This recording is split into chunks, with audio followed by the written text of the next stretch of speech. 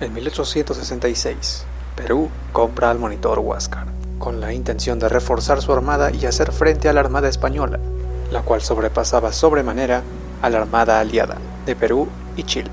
El entonces presidente Mariano Ignacio Prado tenía incluso la intención de proseguir la guerra después del combate del 2 de mayo, teniendo como objetivo principal a la fragata blindada Numancia, a modo de represalia, hecho que jamás llegó a ocurrir. El Huáscar es conocido por sus múltiples misiones y proezas en la Guerra del Pacífico, pero sus hazañas se remontan incluso desde el momento de su adquisición. En su viaje de Inglaterra, el país donde fue construido, hasta el Perú, capturó a 2 navíos españoles. Su diseño era único y particular. Contaba con un espolón o ariete para embestir a barcos adversarios. Contaba con 2 cañones Armstrong de 300 libras montados en una torreta de coles giratoria y 3 cañones menores en la popa, 2 de 40 y uno de 20 libras. Alcanzaba una velocidad de 12 nudos. Tenía un blindaje que iba de 76 a 114 milímetros, con una tripulación de 200. A pesar de que se adquirió al Huáscar con un objetivo específico, su bautizo de fuego se daría en un contexto muy diferente. El 6 de mayo de 1877, seguidores del caudillo Nicolás de Piérola se sublevaron en contra del gobierno del general Mariano Ignacio Prado, tomando el control del Huáscar, comandado por el capitán de corbeta Germán Astete. El 28 de mayo, la escuadra peruana al mando de Juan Guillermo Moore Ruiz enfrenta al blindado en el combate de Punta Pichal, sin poder capturarlo. Este, por el contrario, logra acertar un disparo en el Independencia, poniéndolo fuera de combate y matando a un marinero. Al día siguiente, en Pacocha, enfrenta a la Armada Británica, compuestos por el Shah y el Amethyst, que a pesar de su alto nivel de poderío naval y sus recién incorporados torpedos propulsados, tampoco consiguieron capturar. El Huáscar, por su parte, se hizo célebre en esta acción al convertirse en el primer barco en la historia naval en evadir el ataque de torpedos autopropulsados. El 31 de mayo, tras intentar en vano que el resto de la escuadra peruana se uniera a la sublevación, la tripulación rebelde decidió rendirse en el puerto de Iquique. Cabe recalcar y mencionar que estas hazañas se lograron con el comando de Germán Astete y un grupo de jóvenes entusiastas. Tras la experiencia de los combates cercanos contra las ametralladoras británicas, Germán Astete opta por comprar ametralladoras para el Perú. Una de estas es incorporada al Huáscar. 2 años después, en 1879, durante la guerra con Chile, y al mando de Miguel Grau, tuvo su primer encuentro bélico en Iquique. Luego de que las escuadras peruanas y chilenas se cruzaran sin avistarse, la escuadra del Perú, compuesta por el monitor Huáscar y la fragata Independencia, enfrentaron a la corbeta Esmeralda y a la goleta Covadonga. Separándose entre Iquique y Punta Gruesa, se dieron los encuentros 1 a 1. El Huáscar enfrentó a la Esmeralda, con apoyo de 2 baterías de 9 libras de la costa. Previa a la separación de las fuerzas, el Huáscar logró acertar un tiro en la Covadonga antes de que ésta se retirase al sur. Una vez contra la Esmeralda, el uso de sus cañones se dificultó debido a que la Esmeralda se encontraba muy cerca a la población, y debido al informe incorrecto de minas submarinas, el Huáscar se mantuvo a distancia, hasta que se reveló que la información era falsa. Al notar que los artilleros del Huáscar no eran tan efectivos, Grau ordenó espolonear a la Esmeralda. En ambos encuentros cercanos, se hizo uso de la ametralladora Gatling, fue la que mayor bajas causó. Al final del combate, Grau ordena rescatar a los náufragos de la Esmeralda y socorrer a la Independencia, que encalló en Punta Gruesa. 5 días después, 26 de mayo, el Huáscar fue comisionado para cortar las comunicaciones en Antofagasta. Luego de intentos infructuosos por alcanzar al transporte Rímac, arribó en Antofagasta bombardeando las fortalezas de la zona, compuestas por cañones Armstrong de 250 libras. El bombardeo se extendió hasta el anochecer. Las baterías costeras fueron silenciadas y el Huáscar recibió un impacto. A la mañana siguiente hizo posible su misión, la de cortar las comunicaciones del telégrafo que conectaban Antofagasta. Tras esta misión, el Huáscar sufrió modificaciones, como poner la ametralladora Gatling en la cima de la cofa, retirar el puente de comando porque no era tan necesario, así como el palo de proa, para facilitar las maniobras de la torreta de coles. El 10 de julio tendría nuevamente un encuentro en Iquique, cuyo puerto había sido bloqueado una vez más por la escuadra chilena. En este combate nocturno, el Huáscar inició una persecución contra la Magallanes, comandado por Juan José Latorre, cuyo buque evadía los espolonazos del Huáscar. Al ser avistada la fragata Cochrane, el Huáscar se retira. Otra de las hazañas de Grau acontecería el 23 de julio, cuando divisó a lo lejos frente a Antofagasta 2 humos pertenecientes a la Unión y al Rímac. La corbeta Unión daba caza al Rímac, el cual no podía defenderse debido al poco alcance de sus cañones. Con la aparición del Huáscar, este dio un tiro de advertencia, con el cual hizo detener al Rímac y se sometió a la escuadra peruana. Esta captura significó un grave golpe para Chile y motivó la renuncia de Juan Williams Rebolledo, quien dirigía las operaciones navales en la escuadra chilena. El 28 de agosto acontecería un segundo combate naval en Antofagasta, esta vez artillado por un cañón de 300 libras y 3 cañones de 150. De la escuadra chilena se encontraban ahí también la corbeta Aptao y la cañonera Magallanes, las cuales se mantenían a cubierto detrás de buques mercantes neutrales. Pese a esto, el Huáscar logró impactar 2 veces a la corbeta Aptao. Estos buques salían únicamente de su cobertura para disparar y luego volver a esta. Durante las correrías del Huáscar, este había conseguido capturar algunos buques menores y destruir algunos otros también, solo que de menor importancia, y no se trataban de los más importantes de la escuadra chilena. Grau tenía órdenes específicas de no enfrentar a los blindados Cochrane y Blanco Encalada, debido a la superioridad bélica que estos tenían, de modo que si se entablaba un combate directamente contra estos, era una contienda perdida para el Huáscar. Su última misión, bajo bandera peruana, tomaría lugar el 8 de octubre, en Antofagasta, frente a Mejillones. La escuadra chilena había preparado una trampa para el Huáscar, dividiéndose en 2 partes. La Unión, que navegaba junto al Huáscar, siguió las órdenes exclusivas de Mariano Ignacio Prado, y al ser este más veloz que el Huáscar, logró evadir la persecución, mas no el Huáscar, quien tuvo que quedarse a combatir. Durante los primeros momentos del combate de Angamos, fueron destruidos uno de los cañones principales del Huáscar, y a su vez la torre de comando, muriendo Grau en esta acción. El Huáscar resistió una dura contienda contra el blindado Cochrane, a los cuales se sumaron después el Blanco Encalada y el resto de la flota, muriendo gran parte de la oficialidad. Con las máquinas dañadas y los cañones inutilizados, el Huáscar era un buque perdido e ingobernable. Fue entonces que su oficialidad ordenó hundir el buque, pero al ser abordado por los marinos chilenos detuvieron esta acción. Este combate fue decisivo, puesto que con el Huáscar fuera de combate y sumado a la escuadra chilena ya no significaba ninguna amenaza, por lo cual tenían el dominio del mar y podían realizar sus operaciones terrestres sin ningún inconveniente. Una vez con bandera chilena, el Huáscar se convirtió en un arma contra el Perú. Sin un comandante como Grau que gobernase el buque, el Huáscar, simbólicamente, dejó de ser lo que era antes. Participó en el bloqueo de Arica, combatiendo el 27 de febrero de 1880 a las fuerzas costeras peruanas. En este combate recibió varios daños y la pérdida de su comandante Manuel Thompson, en cierta parte debido al mal funcionamiento de sus máquinas. Meses después pasaría a formar parte en el bloqueo del Callao, donde participaría en bombardeos hasta enero de 1881, tiempo en que el puerto del Callao resistió los distintos combates y escaramuzas navales que allí acontecieron. Finalizada la guerra y varios años después, en 1891, Chile entró en guerra civil, divididos en balmacedistas y congresistas. El monitor Huáscar se encontraba del lado de estos últimos, y paradójicamente fue testigo del hundimiento del Blanco Encalada en el combate naval de Caldera, cuando el torpedero, almirante Lynch, alcanzó con un torpedo al Blanco Encalada, convirtiéndose en el primer blindado en ser hundido por un torpedo desde otro barco. Hoy en día, el monitor Huáscar aún se conserva en Talcahuano, Chile, y es considerado uno de los buques de guerra más antiguos conservados hasta hoy en día.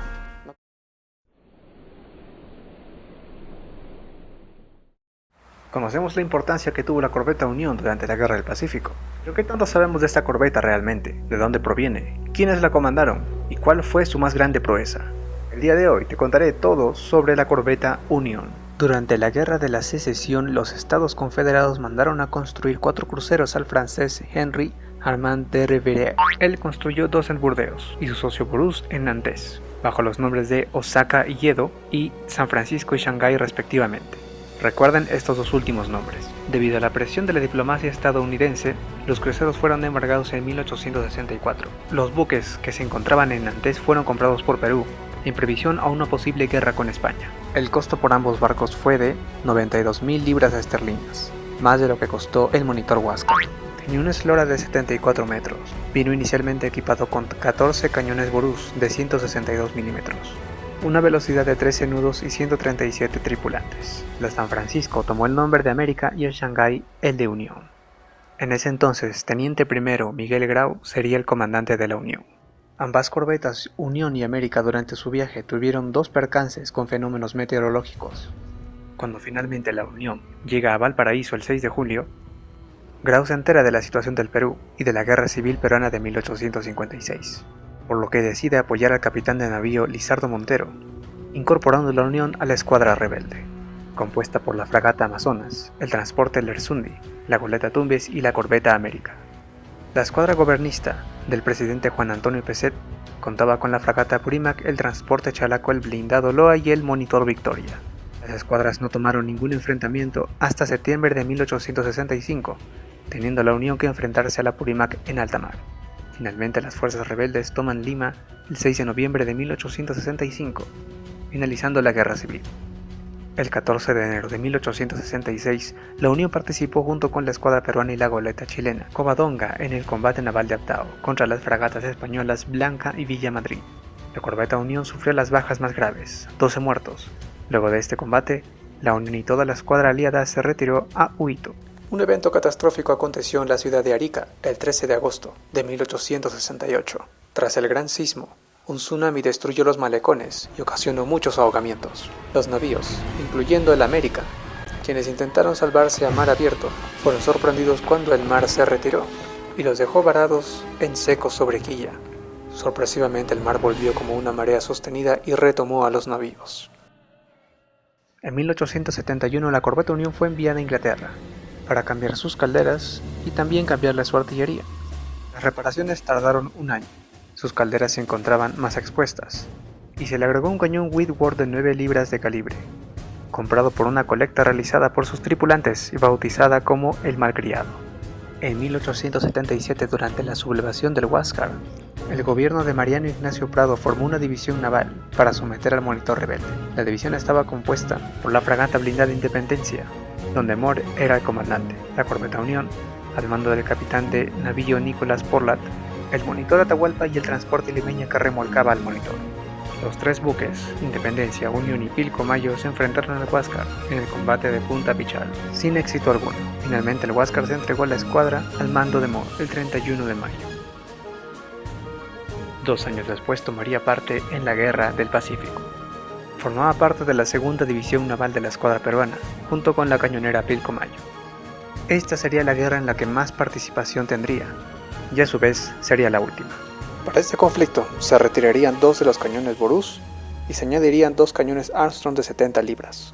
Junto a la Pilcomayo tuvieron el primer encuentro de la guerra, en el combate naval de Chipana, enfrentando a la cañonera chilena Magallanes. Esta última perdió una lancha a vapor.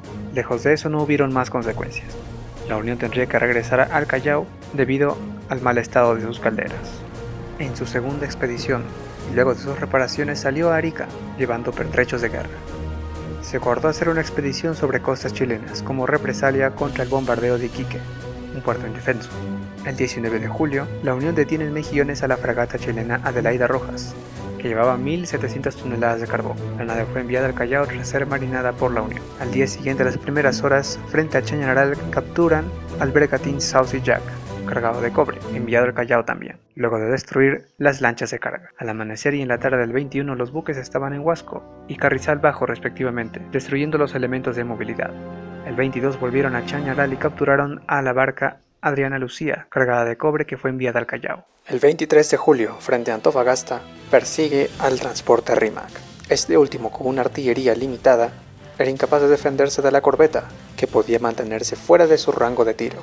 Luego de provocar daños, una larga persecución y la revuelta que se produjo en esta, el transporte llegó a ser capturado. La tripulación se deshizo de cañones y fusiles, mas no de todo el material bélico que ahí se encontraba. Cuando el Huáscar llega a la persecución, basta un disparo de advertencia para hacerla detener. Este hecho motivó una crisis en la Armada de Chile, motivando la renuncia de Juan Williams Rebolledo, encargado de la campaña naval. En el transporte se capturaron al escuadrón de caballería Carabineros de Yungay número 1, de 258 plazas, 215 caballos, un cañón de 300 libras, 300 rifles Comblain, algunas carabinas Winchester, pertrechos, víveres, carbón, forraje, útiles para ambulancia, dinero y la correspondencia oficial. Bajo el mando de Nicolás Portland, la Unión salió el 31 de julio hacia el estrecho de Magallanes para dar caza al vapor Glenelg, el cual se sabía llevaba para Chile una importante carga de armas. Entró al estrecho y siguió hasta Punta Arenas, donde la Unión llegó el 16 de agosto, produciendo inmensa alarma en la población de esa colonia, pues se creía que iba a ser bombardeada, temor que fue desmentido por el mismo comandante Perón en conversaciones con el capitán del puerto.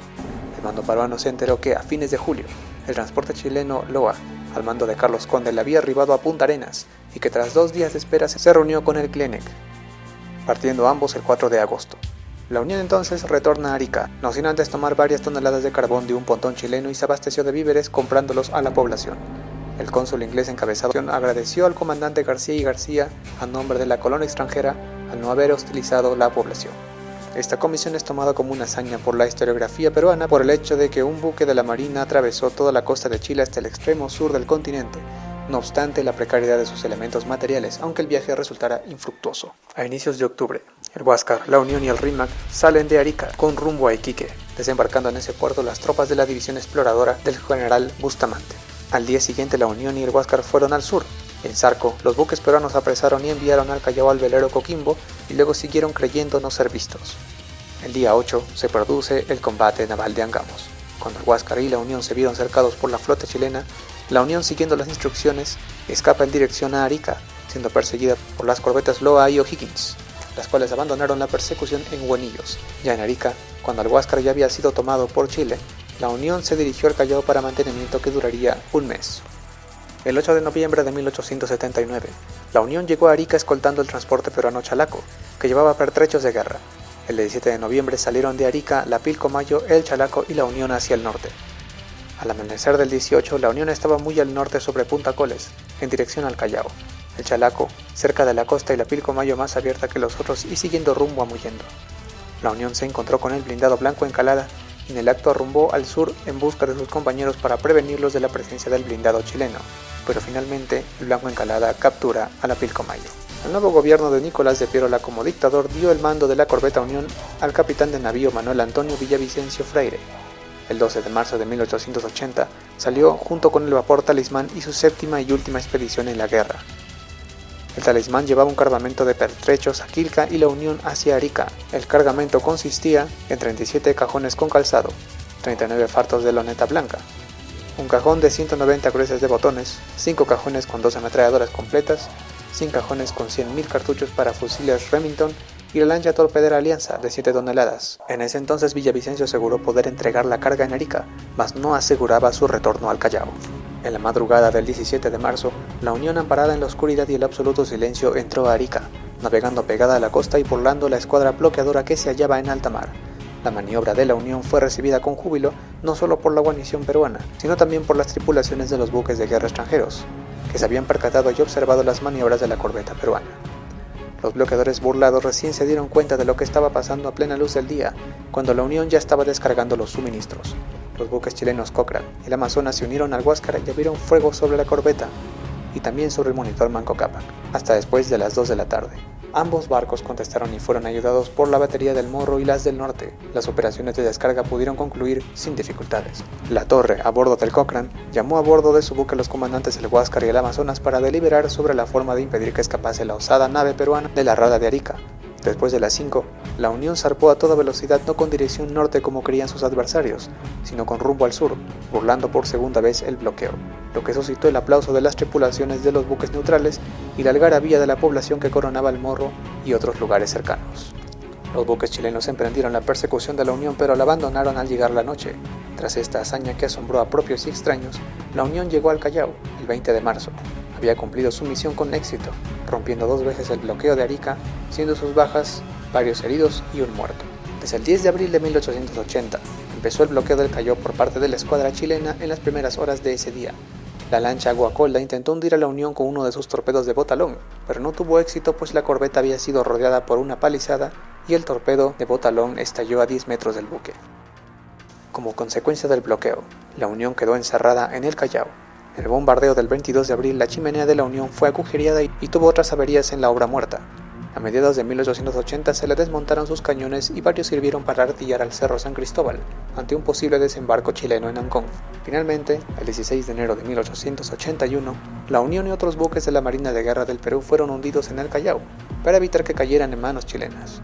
Tras finalizar la campaña de Lima, la Unión fue varada al norte de la bahía del Callao, quemada en parte su popa y destrozada su maquinaria. Como el palo mayor de la corbeta Unión emergió por varios años en la boca del río Rímac, fue retirado e instalado en el patio de la entrada principal de ese centro de estudios superiores, la Escuela Naval del Perú, ubicada en el malecón de Figueredo en La Punta, donde se forman año a año los oficiales de la Marina de Guerra del Perú. Desde aquel entonces la puerta principal de dicha escuela naval pasó a denominarse Puerta Unión, y es la puerta por donde los cadetes navales entran y salen de parada como recordatorio de la actuación de la Marina de Guerra del Perú en la Guerra del Pacífico.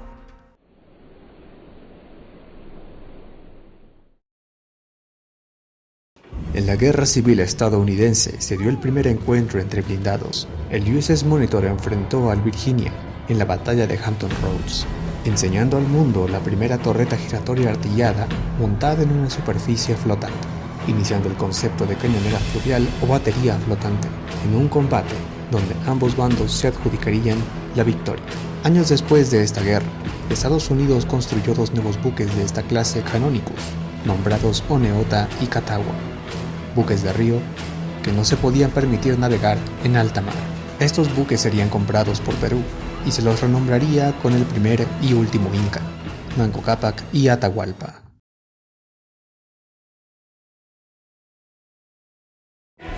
Bajo la premisa de Castilla, si Chile compra un blindado, el Perú deberá comprar dos. Lamentablemente para el conflicto contra Chile que se veía venir, estas no fueron las mejores opciones.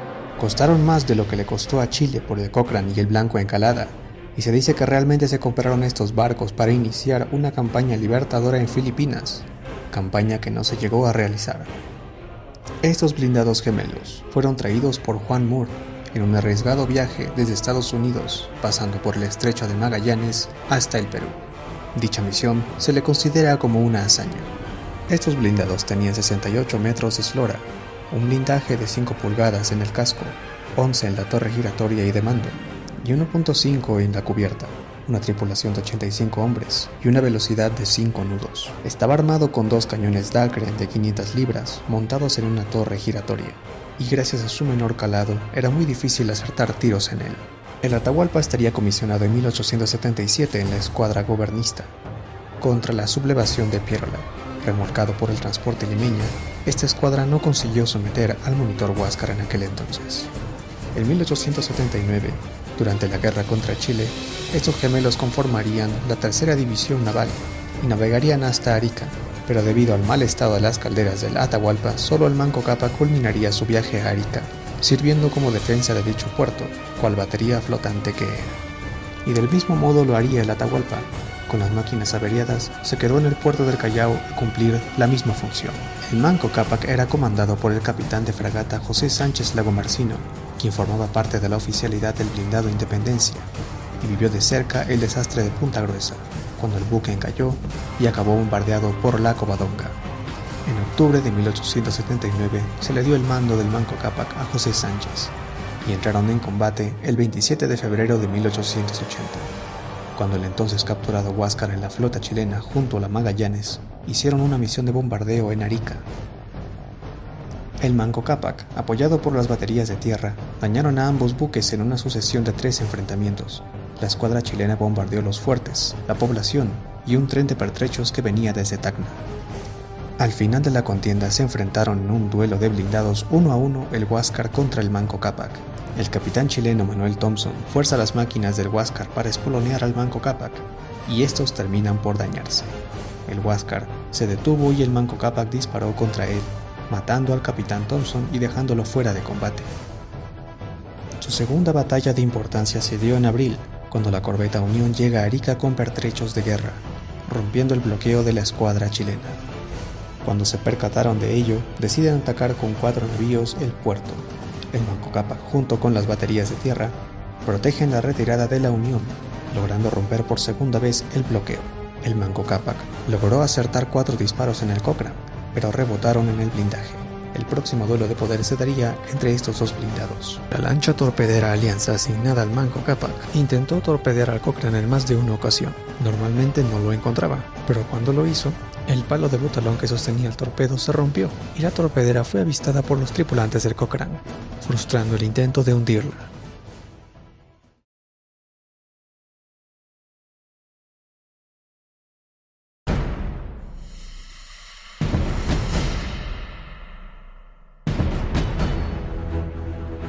Para junio de 1880, Arica era el último bastión del sur del Perú, rodeados por la escuadra y ejército chileno de norte a sur. lo último de las fuerzas peruanas resistieron hasta el 7 de junio, no sin antes enfrentar a la escuadra bloqueadora una vez más. Para esta misión se convocó al Cochrane, la Covadonga, el Magallanes y el transporte artillado Loa. En este enfrentamiento el Manco Cápac dispara en la línea de flotación de la Covadonga y otro disparo en la cubierta. El Cochrane, por otra parte, recibe un disparo dentro de su reducto, ocasionando un incendio y llegando a matar a más de 20 tripulantes. Existen dos versiones sobre este hecho. Una de estas se le adjudica el mérito al Manco Cápac de atravesar el blindaje con su artillería, mientras que la otra sostiene que sería un disparo de Borús de lo alto del morro que impactaría dentro del Cochrane a través de las aberturas. Cualquiera fuese el caso, el Cochrane terminó fuera de combate con este impacto. El 7 de junio, el Manco Cápac apoyó a las baterías de tierra contra el batallón Lautaro, que atacaban desde el norte. En ese momento la escuadra chilena se acercó al puerto, y para evitar que sea capturado, José Sánchez dirige su barco hacia la isla Alacrán y ordena hundirlo.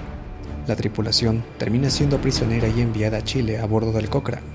La lancha torpedera Alianza, que era transportada por el Manco Cápac, logra escapar, pero son finalmente alcanzados en Cabo Picata. Su tripulación, al mando de Manuel Carrasco, ordena varar y destruir la lancha en la costa. En el Callao quedaba el último blindado flotante, Atahualpa, el cual enfrentó a la escuadra chilena en 2 o 3 ocasiones, sin resultados importantes. Finalmente, el 16 de enero de 1881, es hundido junto al resto de la escuadra peruana para evitar ser capturado.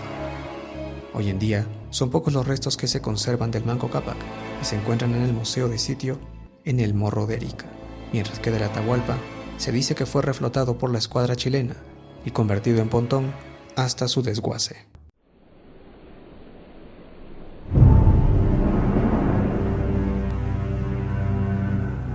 El blindado Independencia era un buque de clase Aquiles, construido bajo la supervisión de García y García. Este buque, junto al Huáscar, tenía comisionado en un inicio enfrentar a la Armada Española en 1866. Para cuando estos buques llegaron al Perú, no se pudo concretar la represalia contra la flota española. La Independencia tenía 65 metros de eslora, un blindaje de 114 milímetros, una velocidad de 11 nudos y 375 tripulantes. Estaba comandado desde 1874 por Juan Guillermo Moore Ruiz, capitán de navío.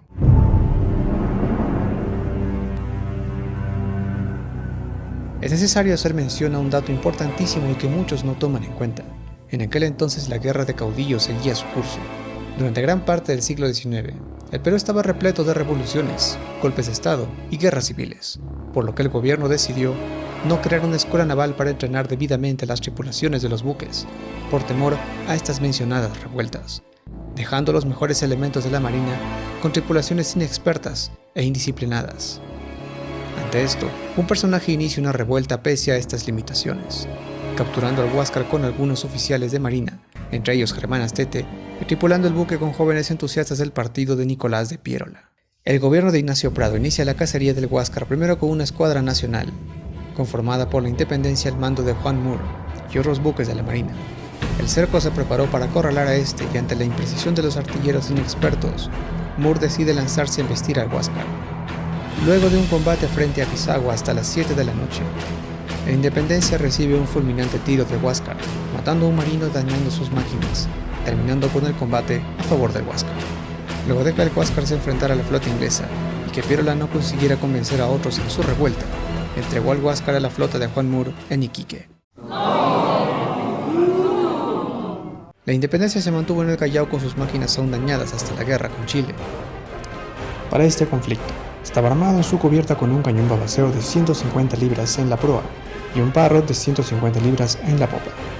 Cada uno de estos podía rotar para apuntar en diversas direcciones, en ambas bandas, adelante y también hacia atrás.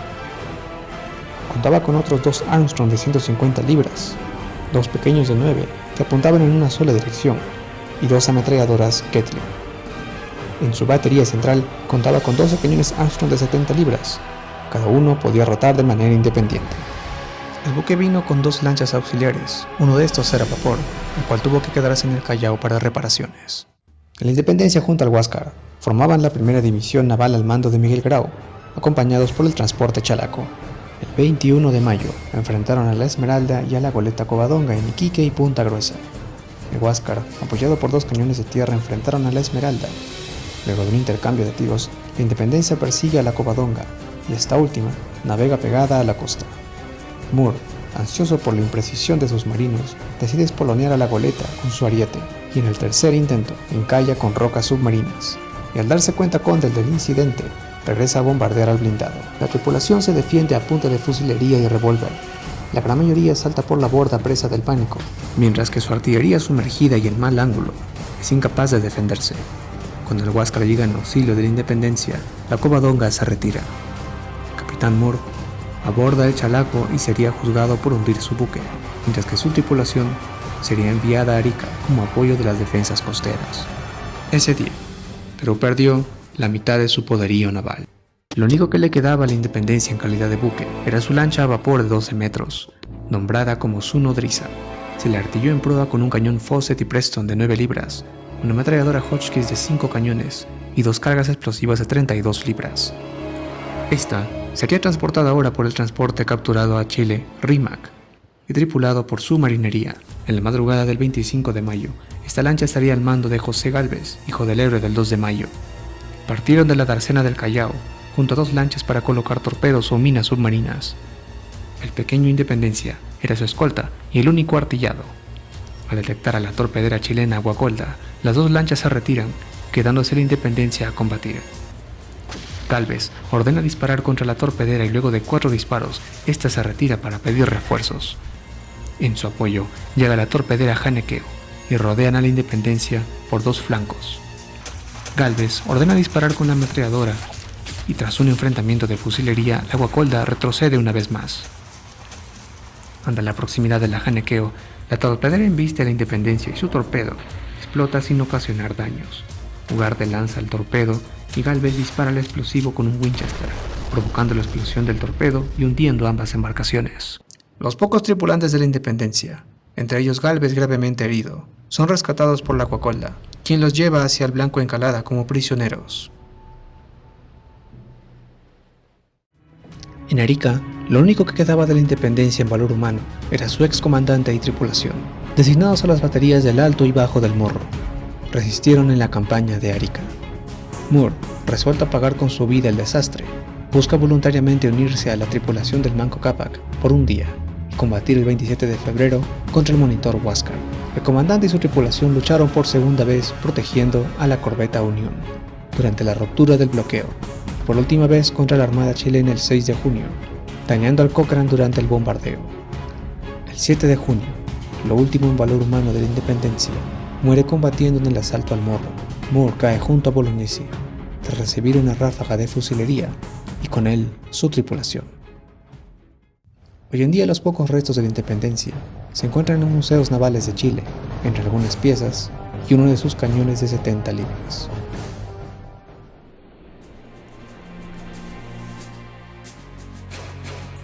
La Chancha Mayo y Pilco Mayo fueron asignados en 1874, a un precio de 170.000 soles cada uno. Tenían 52 metros de eslora. No eran blindados, aunque su casco era de madera de teca clavado y forrado en cobre. Estaban armados con 4 cañones Armstrong de 40 libras y 2 de 70. Poco antes de la guerra, a la Pilco Mayo se le agregó una ametralladora Gatling en la cubierta. A comparación de su contraparte chileno en 1879, la Magallanes, esos gemelos no igualaban su poderío naval. La Chancha Mayo cumplió 3 comisiones al litoral norte, y en la última tuvo un siniestro en 1876, frente a las costas de Piura. Naufragó por el choque con un banco de arena, en un mal cálculo de virar la nave a destiempo. Elías Aguirre, su comandante, sirvió posteriormente en la oficialidad del Huáscar, muriendo en el combate de Angamos. Al igual que la Unión, la Pilco Mayo perdió a su gemelo antes de entrar en guerra con Chile, y juntos formaban la segunda división naval. La Pilco Mayo estaba comandado por Antonio de la Guerra, y entró en combate junto a la Unión en el combate de Chipana, persiguiendo a la Magallanes. La Pilco Mayo estaría comisionada a varias otras excursiones. En junio, la Pilco, comandado por Carlos Ferreiros, llega a Arica para dejar un cargamento de 2.000 rifles para el ejército boliviano. 2 días después escolta el transporte a Oroya a Pisagua, para luego continuar su travesía al sur. Ferreiros ordenó navegar a Tocopilla de noche, entre la costa y los acorazados y corbetas chilenas.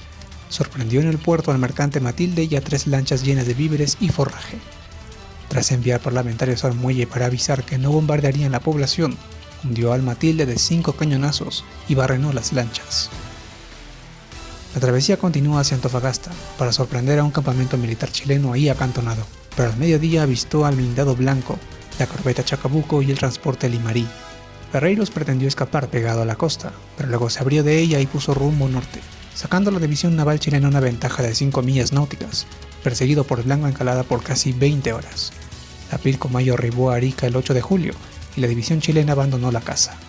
La acción de Ferreyros causó desazón en Chile, que contaba con una marina superior en número y poderío a su par peruano, y con la que confiaba obtener la victoria en corto tiempo. Sin embargo, debido a las acciones de los marinos peruanos con Grau a la cabeza, la guerra se prolongaba más de lo debido. El 15 de julio fue comisionada a Cobija para capturar transportes enemigos y los encontraba con el supuesto de que el blindado Cochrane estaba en Iquique y el Blanco Encalada en Antofagasta, pero en el trayecto se encontró con el Cochrane y la Chacabuco, que navegaban de Iquique a Antofagasta. El Cochrane persiguió a la Pilcomayo entre el 17 y 18 de julio sin lograr alcanzarla, arribando a la Pilcomayo a Arica el 22. Luego de una breve comisión en Pacocha, viajó al Callao el 26 de julio llevando 28 prisioneros del capturado transporte Rimac. El día 13, llegó cerca a Arica el blindado Blanco, el transporte artillado Itata.